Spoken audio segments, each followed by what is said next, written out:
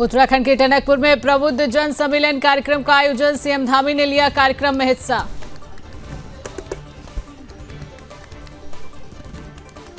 CM Dhami ने की जनता से मुलाकात। जनता की सुनी समस्याएं, सीएम धामी ने की जनता से मुलाकात।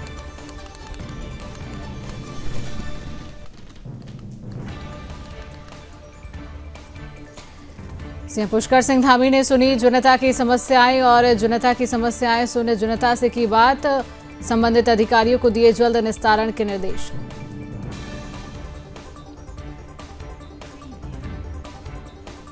चारधाम यात्रा को लेकर उत्तराखंड सरकार ने उठाया बड़ा कदम। उत्तराखंड में 12 महीने किया जाएगा यात्रा का संचालन। शीतकालीन गद्दी स्थलों में दर्शन कर सकेंगे श्रद्धालु।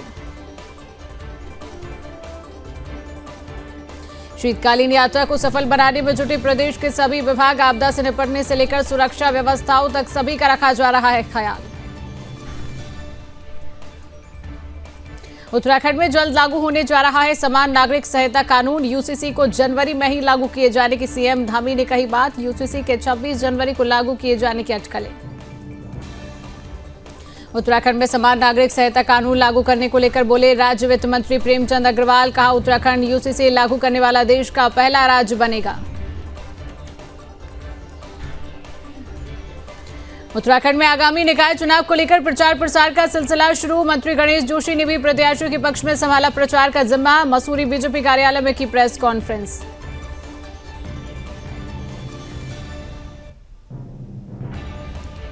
उत्तराखंड को नशा मुक्त करने के लिए लगातार काम कर प्रदेश पुलिस। गढ़वाल आईजी राजीव स्वरूप ने बताया ड्रग्स के प्रति जीरो टॉलरेंस की नीति पर काम कर रहा है विभाग। उत्तराखंड में डॉक्टरों की बढ़ती मनमानी। रुद्रपुर में लंबे समय से गैर हाजिर चल रही है कई डॉक्टर।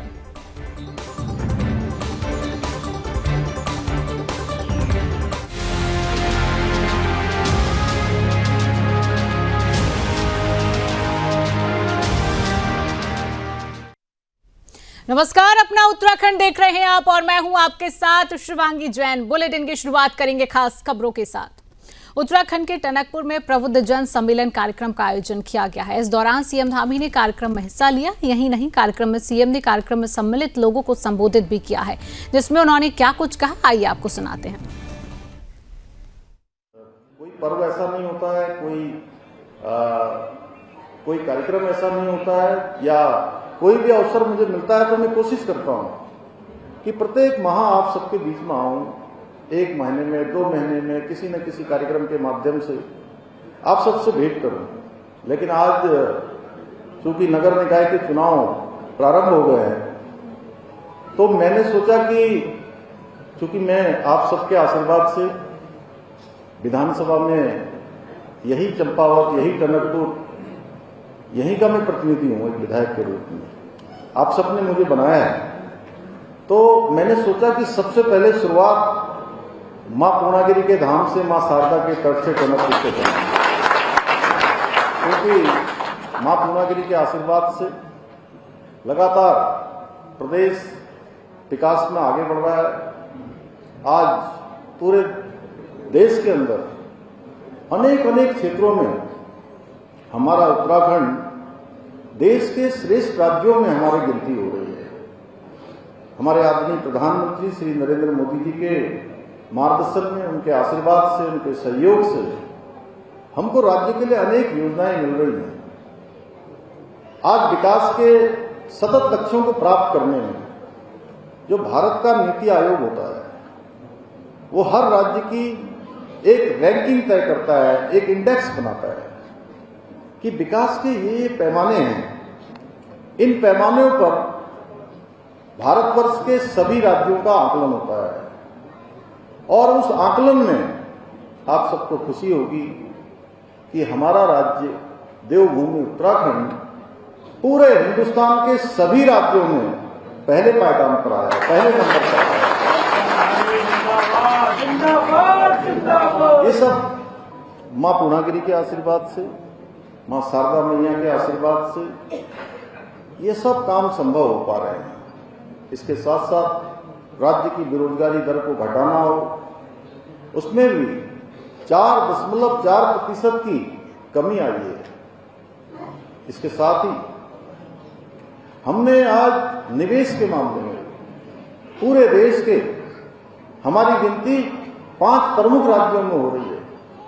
स्टार्टअप के क्षेत्र में अभी उर्मिला जी आई थी, उनके दामाद आए के साथ, मैंने उनसे पूछा क्या करते हैं आप, तो कह रहे थे मैं स्टार्टअप चलाता हूं।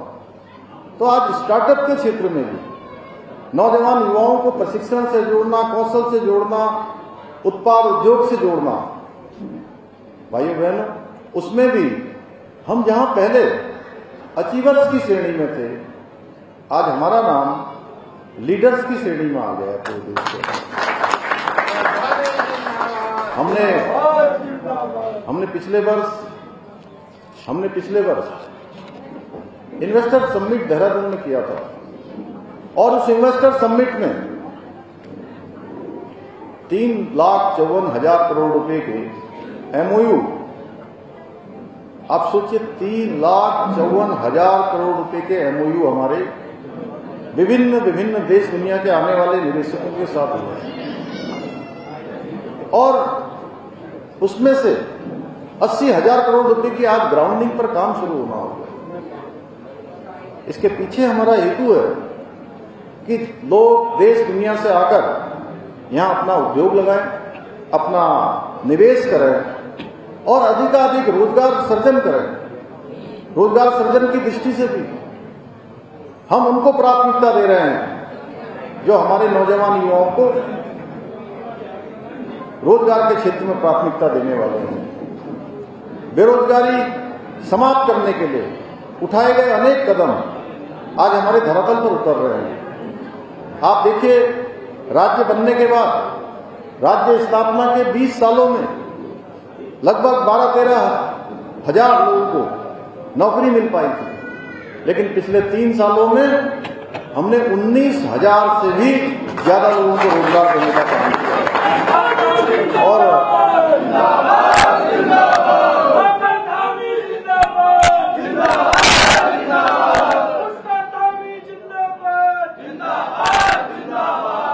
अभी 2 दिन पहले मेरे पास एटीआई जो हमारा जहां पर पीसीएस के चुने हुए अभ्यर्थियों की ट्रेनिंग होती है, उस इंस्टीट्यूट के डायरेक्टर श्री बीपी पांडे जी आए थे। वो कह रहे थे मुझे कि इस बार जो पीसीएस परीक्षा का परिणाम निकला है उसमें उत्तराखंड के लोग सर्वाधिक चयन हुए हैं, सर्वाधिक चयन हुआ है और कोई ऐसा जिला नहीं है जिस जिले से इस बार हमारे बेटे बेटियों का, हमारे भाई बहनों का, गरीब परिवार के माता पिता के बेटे और बेटियों का चयन न हुआ हो। हमारा एक चंपावत जनपद भी है, यहां से भी चयन हुआ है, पिथौरागढ़ से भी हुआ है, बागेश्वर से भी हुआ है, अल्मोड़ा से भी हुआ है। मैं टेहरी गया था, टेहरी से भी 10 से ज्यादा लोग चयन हुए हैं। उत्तरकाशी हो, हमारा चमोली हो, पौड़ी जनपद हो, हरिद्वार, उधम सिंह नगर, नैनीताल, कोई जगह ऐसी नहीं बची और टनकपुर से भी हमारे यहां से भी चयन हुए हैं। ये पारदर्शिता के कारण हुआ है भाइयों बहनों। ये शक्ति मुझे आप सबसे मिलती है। जब आपने देखा होगा आज से कुछ सालों पहले नकल की बात होती थी, हर बार नकल आ गई, कोई पेपर हुआ, पेपर लीक हो गया, कोई रिजल्ट निकला तो जो हमारे ईमानदार माता पिता के बेटे बेटियां हैं उनका चयन नहीं होता था। चयन किसका होता था?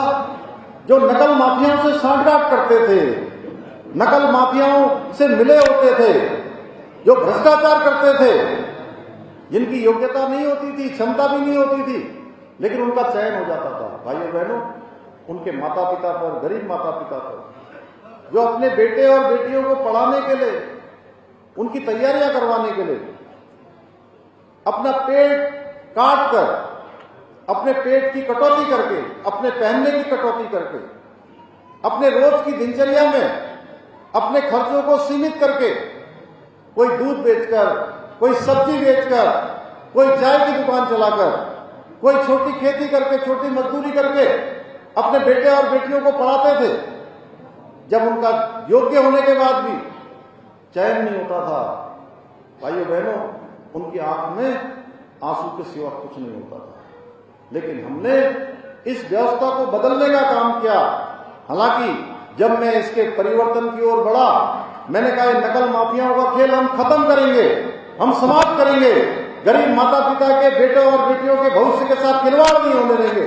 तो भाई बहनों, आपने देखा होगा कुछ लोगों ने देश की राजधानी, हमारे प्रदेश की राजधानी में धरना करवाने का प्रयास किया, प्रदर्शन करवाने का प्रयास किया, सरकार के खिलाफ नौजवान युवाओं को बरगलाने का प्रयास किया। लेकिन हमने कहा हम सच के साथ हैं, हम अपने प्रदेश के बेटे बेटियों के भविष्य को बर्बाद नहीं होने देंगे, किसी कीमत पर उनसे खिलवाड़ नहीं होने देंगे और हमने कार्रवाई करेंगे। क्योंकि हमें पता था देवभूमि उत्तराखंड की जनता हमारे साथ है, उनका हाथ हमारे सर पर है, हमारी पीठ पर है और हमने कार्रवाई करी। 100 से ज्यादा नकल माफियाओं को जेल की सलाखों के पीछे भेजने का काम किया गया। उसका परिणाम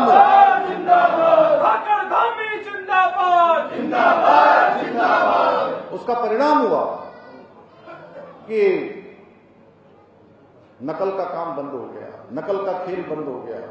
और हम इतने में ही नहीं रुके, हमने कहा हम प्रदेश के अंदर सख्त नकल का कानून लेकर आए और हम सख्त नकल का कानून लेकर आए। भाइयों बहनों, मुझे आप सबको बताते हुए खुशी है कि हमारे प्रधानमंत्री आदरणीय मोदी जी ने अभी 9 नवंबर को राज्यवासियों को संबोधित करते हुए आप सबको संबोधित किया था। उस दिन उन्होंने हमारे इस नकल कानून की चर्चा करते हुए कहा था कि यह नकल का कानून पूरे देश के लिए भी एक उदाहरण बन रहा है। इतना ही नहीं, उन्होंने कहा कि उत्तराखंड के अंदर विकास का महायज्ञ चल रहा है। आज उत्तराखंड तेजी से आगे बढ़ रहा है भाइयों बहनों, हर क्षेत्र में आगे बढ़ रहा है। हमने अनेक कानून बनाए हैं। आप सबको ये गौरव प्राप्त होने वाला है कि आप देवभूमि उत्तराखंड।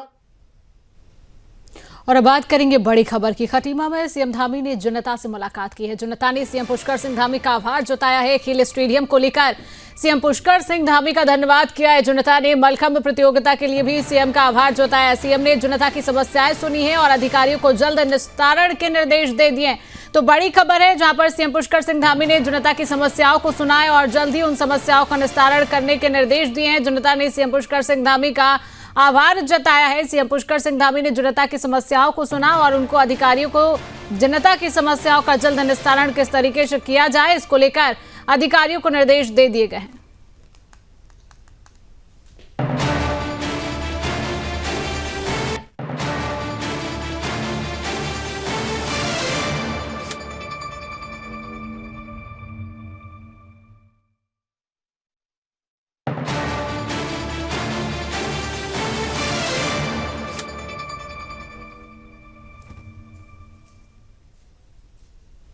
उत्तराखंड में जल्द समान नागरिक संहिता कानून लागू होने जा रहा है। हालांकि अभी तक तय तारीख की घोषणा नहीं हुई है, लेकिन उत्तराखंड के मुख्यमंत्री पुष्कर सिंह धामी ने अपने बयानों में कहा है कि साल 2025 के जनवरी महीने में ही यूसीसी को लागू कर दिया जाएगा।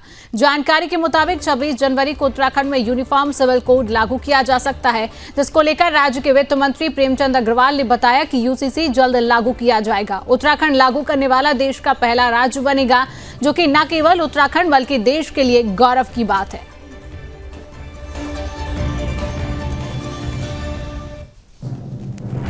तो सीएम पुष्कर सिंह धामी ने इसका ऐलान कर दिया है कि 26 जनवरी को लागू यूसीसी कानून लागू करने की संभावना। हमारा प्रदेश पहला प्रदेश होगा कि देश भर में जो यूसीसी ला के आज अपना एक कीर्तिमान स्थापित करने जा रहा है। और आप ये भी जानते हैं कि जब लोकसभा में बहस चल रही थी तो माननीय गृह मंत्री आदरणीय अमित शाह जी ने भी उत्तराखंड के यूसीसी के बारे में उस लोकसभा के पटल में हम सबको सराहा था। तो हम लोग जिस प्रकार से माननीय मुख्यमंत्री जी लगातार बात कह रहे हैं कि जनवरी में कभी भी यूसीसी लागू किया जा सकता है, उनकी तमाम औपचारिकताएं पूरी हो गई हैं, प्रशिक्षण का भी लगभग काम पूरा हो गया है। तो किसी भी क्षण किसी भी दिन उपयुक्त समय को देखते हुए और ये यूसीसी उत्तराखंड में लागू होने जा रहा है। लग रहा है मुझे टफ आप लोग। उत्तराखंड में आगामी निकाय चुनाव को लेकर प्रचार प्रसार का सिलसिला शुरू हो गया है। इसी संबंध में मंत्री गणेश जोशी ने भी प्रत्याशियों के पक्ष में प्रचार का जिम्मा संभाल लिया है, जिसको लेकर कैबिनेट मंत्री ने मसूरी बीजेपी कार्यालय में प्रेस वार्ता की है, जिसमें उन्होंने आरोप लगाया है कि मसूरी की जनता ने देख लिया है कि मसूरी के निवर्तमान बोर्ड मसूरी के विकास कार्यों में रोड़ा भरने का काम किया गया है। उन्होंने कहा कि मसूरी नगरपालिका छोटी सरकार होती है, जहां से अनुमति न मिलने के कारण कई काम रुके हैं, तो कई विकास कार्य में देरी हुई है। उन्होंने कहा कि मसूरी की निवर्तमान बोर्ड द्वारा पार्किंग, आवासीय कॉलोनी और आदि विकास को लेकर ना तो कोई जमीन दी है और ना ही सहयोग किया है। उन्होंने कहा कि नगरपालिका के चुनाव में भाजपा की सीधी टक्कर कांग्रेस से है, जबकि निर्दलीय मैदान में बाहर हो चुके हैं। इसके साथ ही उन्होंने क्या कुछ कहा, आइए आपको सुनवाते हैं। में भारतीय जनता पार्टी नगरपालिका परिषद मसूरी की सीट को जीत चुकी है। चुनाव का एक पहला चरण पूरा हो चुका है। हम अब मार्जिन की लड़ाई लड़ रहे हैं। 11 तारीख को हम अपना जो रोड मैप है, हमारा मैनिफेस्टो, उसको भी जारी करेंगे, क्योंकि कुछ विषय ऐसे होते हैं उसमें शासन प्रशासन चाह कर भी जब तक नगरपालिका बोर्ड की सहमति नहीं हो, नगरपालिका जमीन आवंटित न करे, उन काम को नहीं कर पाती। जैसे उदाहरण के लिए यहाँ पे वेंडिंग जोन बनना है, यहाँ पर हाउसिंग की समस्या है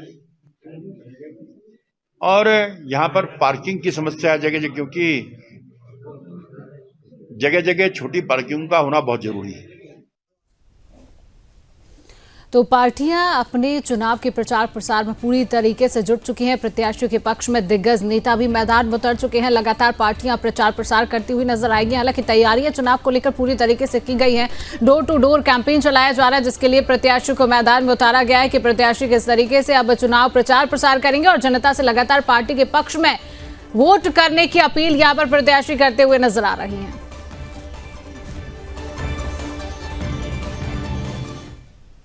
मुख्यमंत्री पुष्कर सिंह धामी के विजन 2025 तक उत्तराखंड को नशा मुक्त करने के लिए उत्तराखंड पुलिस लगातार काम कर रही है। प्रदेश में ड्रग्स के प्रति लगातार जीरो टॉलरेंस की नीति पर काम किया जा रहा है। पहाड़ से लेकर मैदान तक सभी जगहों को नशा मुक्त करने के लिए पुलिस काम कर रही है, जिसको लेकर गढ़वाल आईजी राजीव स्वरूप ने बताया कि ड्रग्स के प्रति हम बिल्कुल जीरो टॉलरेंस पर चल रही हैं। प्रदेश के सभी पुलिस अधिकारियों से लेकर कांस्टेबलों तक को निर्देशित किया गया है, अगर उनके इलाके में ड्रग्स सप्लाई होती पाई गई तो अपराधियों या तस्करों पर उचित कार्रवाई नहीं की गई तो संबंधित अधिकारी के ऊपर कार्रवाई की जाएगी।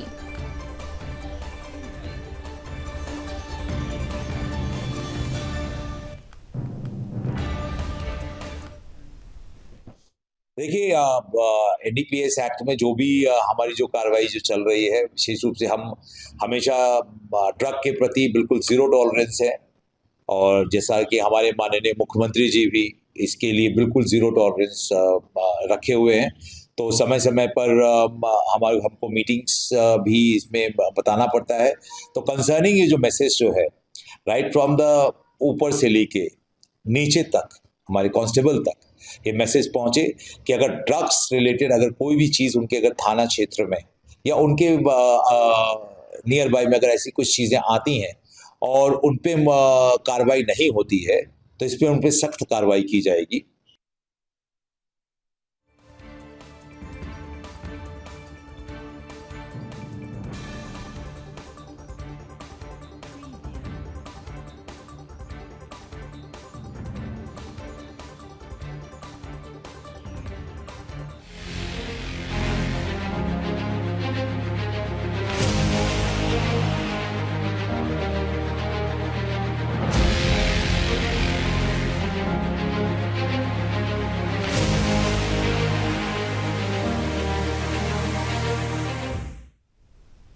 उत्तराखंड का नाम हम जब भी लेते हैं तो हमारे सामने खूबसूरत नज़ारे और प्राकृतिक सौंदर्य का चित्र आने लगता है।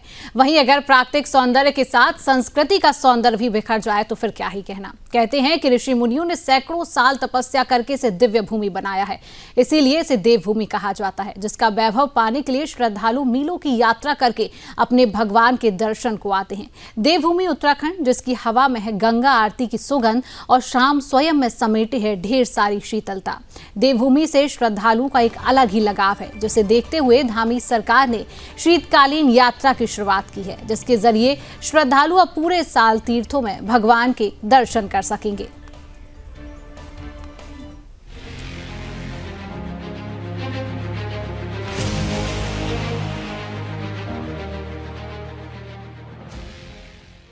उत्तराखंड सीएम का श्रद्धालुओं को तोहफा, शीतकालीन यात्रा की ऐतिहासिक शुरुआत। यात्रा से सुख का प्रचार, प्रदेश में बढ़ा व्यापार, श्रद्धालुओं से लेकर व्यापारियों तक खुशी की लहर। उत्तराखंड में शीतकालीन चारधाम यात्रा अब श्रद्धालुओं के बीच एक प्रमुख आकर्षण का केंद्र बन गई है। 8 दिसंबर को मुख्यमंत्री पुष्कर सिंह धामी ने इस यात्रा के कार्यक्रम की शुरुआत की और राज्य सरकार ने इसे सफल बनाने के लिए कई महत्वपूर्ण व्यवस्थाओं को सुनिश्चित किया है। उत्तराखंड में भीषण ठंड के बावजूद श्रद्धालुओं का जोश और उत्साह ठंड की परवाह किए बिना बढ़ता जा रहा है। अब तक 18,000 से ज्यादा श्रद्धालु शीतकालीन गद्दी स्थलों में पूजा अर्चना कर चुके हैं। ये आंकड़ा ये बताता है कि चार धाम के कपाट बंद होने के बाद भी भक्तों की संख्या में कमी नहीं आई। इस समय शीतकाल में बद्रीनाथ, केदारनाथ, गंगोत्री और यमुनोत्री के गद्दी स्थलों में पूजा की जा रही है, जिससे श्रद्धालुओं को आध्यात्मिक शांति प्राप्त हो रही है। सभी से प्रार्थना की है कि जो हमारा शीतकालीन यात्रा प्रारंभ हो रही है, वो शीतकालीन यात्रा सफल हो, सबका उसमें सहयोग मिले। आने वाले हमारे सभी श्रद्धालु, तीर्थयात्री, पर्यटक, उनकी यात्रा भी सुगम हो। जिस उद्देश्य के लिए वो यात्रा कर रहे हैं, उनके उद्देश्य उनको प्राप्त हो, भगवान की उनको कृपा बने रहे। और उस निमित्त हम लगातार प्रयास कर रहे हैं कि शीतकालीन प्रवास के दृष्टि से हर सुविधा जो यहाँ हो सकती है वो हम करें, क्योंकि भगवान की बड़ी कृपा है। यहाँ पर जहाँ हमारा अखंड हिमालय है, हमारे ग्लेशियर हैं, वनों से आच्छादित है, पर्वतों से आच्छादित है, नदियों से आच्छादित है, और सूर्य भगवान की भी 12 महीने लगातार कृपा बनी रहती है। जहाँ आज अनेक स्थानों पर धुंध होती है, कोहरा होता है, लेकिन यहाँ पर पूरी तरह से सूर्य भगवान हम सबको जो है अपनी दृष्टि दे रहे हैं। तो मैं सभी से आह्वान करता हूँ कि आएँ उत्तराखंड और हमारे इन सभी क्षेत्रों को देखें। यहाँ पर भगवान भी विराजमान हैं, देव स्थान भी हैं। पहले सभी श्रद्धालु सिर्फ गर्मियों में ही दर्शन के लिए जाते थे, लेकिन अब राज्य सरकार चार धाम के शीतकालीन प्रवास स्थल का भी लगातार प्रचार प्रसार कर श्रद्धालुओं को आमंत्रित कर रही है। सभी चार धाम देवताओं की पूजा उनके नजदीकी शीतकालीन प्रवास स्थलों जैसे ऊखीमठ, पांडुकेश्वर, मुखबा और खरसाली में की जा रही है। इन स्थानों में केदारनाथ, बद्रीनाथ, गंगोत्री और यमुनोत्री के देवता शामिल हैं, जिनमें सबसे पहले आता है ऊखीमठ। चोपता से पहले छोटा सा गांव है ऊखीमठ। केदारनाथ के शीतकालीन निवास के रूप में है प्रसिद्ध। कपाट बंद होने पर यहाँ विश्राम करते हैं भगवान शिव। ऊखीमठ के ओंकारेश्वर मंदिर में किया जाता है स्थापित। दूसरा पांडुकेश्वर, बद्रीनाथ मंदिर का शीतकालीन निवास है पांडुकेश्वर। योग ध्यान बद्री मंदिर में रखी जाती है मूर्तियां। बद्रीनाथ का प्रवेश द्वार होने के कारण लोकप्रिय। तीसरा खरसाली, यमुनोत्री मंदिर का शीतकालीन स्थान है खरसाली। समंदर तल से 2675 मीटर की ऊंचाई पर स्थित है। उत्तरकाशी के शहर में एक छोटा सा गांव है। यहाँ भारत का सबसे पुराना शनि देव मंदिर भी है। देवी यमुना की मूर्ति सर्दियों में शनिदेव मंदिर में रखी जाती है। चौथा मुखबा, मुखबा हरिसल में एक छोटा सा गांव है। सर्दियों में देवी गंगा की मूर्ति को यहाँ स्थापित किया जाता है। गंगोत्री मंदिर से मुखबा लाई जाती है मूर्तियां। शीतकालीन यात्रा को लेकर प्रदेश का हर विभाग अपनी पूरी तैयारी के साथ सहयोग कर रहा है। यात्रा को लेकर आपदा सचिव विनोद कुमार सुमन का कहना है कि शीतकालीन यात्रा काफी जोरों पर चल रही है। मुख्यमंत्री पुष्कर सिंह धामी का सपना साकार हो रहा है। लगातार श्रद्धालुओं की संख्या बढ़ रही है। अब तक 20,000 से ज्यादा श्रद्धालु दर्शन कर चुके हैं। यही नहीं, यात्रा में शीतकालीन यात्रा के दौरान श्रद्धालुओं की सुरक्षा व्यवस्था का भी खासा ध्यान रखा जा रहा है, जिसकी जानकारी देते हुए गढ़वाल आईजी राजीव स्वरूप ने कहा कि शीतकालीन यात्रा काफी अच्छे ढंग से चल रही है। अभी तक 1000 से ज्यादा श्रद्धालु रोजाना दर्शन कर रहे हैं। ये संख्या दिन पर दिन बढ़ती जा रही है। हमें बताने में काफ़ी खुशी हो रही है कि शीतकालीन यात्रा काफ़ी जोरों में चल रही है और माननीय मुख्यमंत्री जी ने जो सपना देखा था वो साकार होता हुआ दिख रहा है। लगातार श्रद्धालुओं की संख्या बढ़ रही है। कल भी लगभग 608 लोग आए हैं शीतकालीन यात्रा पे और अब तक कुल 20,000 से ज़्यादा लोग आ चुके हैं शीतकालीन यात्रा पे और लगातार इसका संदेश जा रहा है लोगों में। और बर्फबारी के कारण शीतकालीन यात्रा के साथ साथ जहाँ पे बर्फ़ वगैरह पड़ी है वहाँ पे बड़ी संख्या में कई हज़ार लोग आए हैं अलग से। इस तरह से श्रद्धालुओं की संख्या लगातार उत्तराखंड में बढ़ रही है। देखिए, हमारी जो शीतकालीन यात्रा है वो काफ़ी अच्छे ढंग से चल रही है और अभी तक अमूमन कम से कम 1000-1500 के लगभग लोग जो हैं प्रत्येक दिन हमारे परिक्षेत्र में शीतकालीन धामों में आ रहे हैं और ये संख्या दिन ब दिन बढ़ ही रही है। तो ये काफ़ी अच्छी बात है कि शीतकालीन ऋतु में भी लोग उत्तराखंड में आगमन कर रहे हैं, तीर्थाटन कर रहे हैं और उनके लिए प्रॉपर से ही पहले से व्यवस्था की गई है उनकी सिक्योरिटी के लिए और जगह जगह पे उनको गाइड किया जाता है कि जहाँ पे अगर कहीं बर्फबारी है तो कहाँ पे रुकना है और जहाँ पे रुकते हैं वहाँ पे उनको ऐसी जगह पे रुकवाते हैं हम लोग जहाँ पे उनको एक शेल्टर अच्छा मिले। तो काफ़ी अच्छी यात्रा चल रही है और मुझे उम्मीद है कि ये यात्रा और भी ज़्यादा अच्छी चलेगी और भी संख्या में श्रद्धालु पूरे देश से और विदेशों से आएंगे। वहीं उत्तराखंड पर्यटन विभाग भी श्रद्धालुओं को शीतकालीन यात्रा के लिए खास ऑफर दे रहा है। गढ़वाल मंडल विकास निगम के गेस्ट हाउस में ठहरने पर 25% तक की छूट दी जा रही है। इसके अलावा मंदिर समिति के गेस्ट हाउस भी श्रद्धालुओं के लिए उचित कीमतों पर उपलब्ध कराए जा रहे हैं ताकि सभी श्रद्धालु बिना किसी परेशानी के यात्रा का आनंद ले सकें। शीतकालीन यात्रा को लेकर GMVN के महाप्रबंधक यानी दयानंद सरस्वती ने कहा कि इस शीतकालीन यात्रा के लिए हम पूरी तरह से तैयार हैं। यात्रा से स्थानीय लोगों को बढ़ाए जाने का प्रयास हमारा विभाग कर रहा है। चारधाम यात्रा 2024 की हुई, उसमें GMVN ने कुछ पैकेजेस बनाए थे यात्रा के और MMT से भी उसने हमारा कोलैबोरेशन था। उसके तहत 2024 में हम लोगों का जो टोटल प्रॉफिट रहा वो हम लोग पॉजिटिव रहे, हम लोगों ने मुनाफा हमारा रहा। और जैसे माननीय मुख्यमंत्री महोदय द्वारा निर्देश दिए गए हैं तो शीतकालीन यात्रा में भी GMVN बढ़-चढ़कर प्रतिभाग कर रहा है और उसमें जैसे माननीय मुख्यमंत्री महोदय द्वारा निर्देश दिए गए थे सभी यात्रीगणों को और श्रद्धालुओं को नियमानुसार हम लोग छूट भी प्रदान कर रहे हैं। अपने TRH में अपने रुकने की व्यवस्था हम लोग कर रहे हैं, खाने में भी हम लोग छूट दे रहे हैं। तो इस बार आशा है कि जो हमारा शीतकालीन यात्रा है इसमें भी हम लोग प्रॉफिट में रहेंगे। तो कुल मिला के साल भर GMVN एक्टिवेट अपने सभी TRH को कर रहा है और अभी हम लोगों ने शीतकाल में भी कुछ पैकेजेस बनाए हैं जिसमें हम लोगों ने जो यात्रा के में पड़ने वाले जितने भी TRH हैं उनको भी हमने इंक्लूड किया गया है। उसमें हम लोगों ने अन्य यात्रा के साथ साथ हम लोगों ने एडवेंचर टूरिज्म को भी उसमें वो किया गया है। तो अभी हम लोग का प्लान है कि हम लोग ज़्यादा से ज़्यादा लोगों को इसमें इन्वॉल्व करें और ऐसा एक अनुभव दें लोगों को जिससे कि GMVN को काफ़ी एक अच्छा कवरेज मिले। शीतकालीन यात्रा का प्रचार प्रसार करने के लिए CM धामी ने प्रधानमंत्री मोदी को भी निमंत्रण दिया है। अपने दिल्ली दौरे पर गए CM धामी ने PM को यात्रा का निमंत्रण दिया था। PM मोदी फरवरी में शीतकालीन यात्रा का दौरा कर सकते हैं। उत्तराखंड में 25 साल बाद शुरू हुई शीतकालीन यात्रा में श्रद्धालुओं को सुगम और सुरक्षित यात्रा कराने का जो संकल्प मुख्यमंत्री ने लिया है उसी का परिणाम है कि शीतकालीन यात्रा में श्रद्धालुओं का सैलाब उमड़ रहा है, जो कि प्रदेश की आर्थिकी को बेहतर करने में मील का पत्थर साबित हो रहा है। Bureau report, Sudarshan news.